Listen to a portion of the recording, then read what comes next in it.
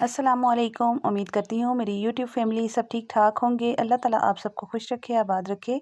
आज मैं आपके साथ मटर गोश्त की रेसिपी शेयर करने लगी हूँ। तो सबसे पहले हमने इसके लिए गोश्त ले लिया है जो कि मेरे पास फ्रीज़ हुआ हुआ है, और मटर हैं, इसकी भी रेसिपी मैंने आपके साथ शेयर की है। ये भी फ्रीज़ किए हुए हैं मटर हैं। इसके साथ ही हम जो है प्याज लेंगे, रफली कट कर लेंगे, टमाटर ऐड करेंगे, साथ में जो है लहसुन ऐड करेंगे, नमक हस्ब ज़रूरत जाएगा, हल्दी इसमें जाएगी आधी चम्मच, और 1 चम्मच हम सुरख मिर्च की इस्तेमाल करेंगे। तो सबसे पहले हमें जिन चीज़ों को इस्तेमाल करना है उनको मैं अलग कर देती हूँ। गोश्त, लहसुन, हल्दी, नमक और प्याज को हम इकट्ठा डाल के पकाएंगे, और इन 3 चीज़ों को हम बाद में इस्तेमाल करेंगे, मटर, टमाटर और सुरख मिर्च को।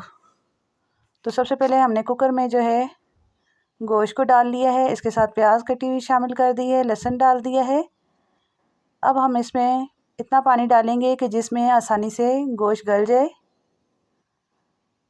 हाफ़ टी स्पून इसमें नमक की डाल रही हूँ, और हाफ़ टी स्पून इसमें हल्दी की डाल दूँगी, और कुकर को आप बंद कर देंगे तकरीबन आधे घंटे के लिए। आधे घंटे के बाद ये देख सकते हैं आप, गोश्त अच्छे तरीके से गल चुका है। अब इसका जो है यखनी हमने अलग कर दी है, और बाकी गोश्त और बाकी मटेरियल हमने इकट्ठा करके जो है इसमें ऑयल डाल दिया है, और इसकी अच्छे तरीके से बुनाई करेंगे।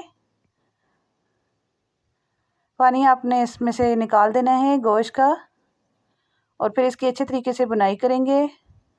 और इसके बाद इसमें साथ ही मटर भी हम डाल देंगे ताकि इसकी भी अच्छे तरीके से बुनाई हो जाए।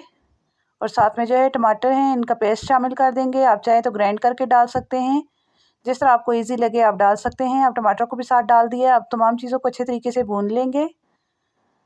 तमाम चीज़ों को अच्छे तरीके से भूनने के साथ साथ हम इसमें जो है थोड़ा सा धनिया डाल देंगे ताकि इसके अंदर जो है पक जाए, और थोड़ा सा हम लास्ट में डालेंगे। अब यहाँ पर मैं आपको बताती जाऊँ कि मैं जो है रेड मिर्च का इस्तेमाल नहीं करूँगी।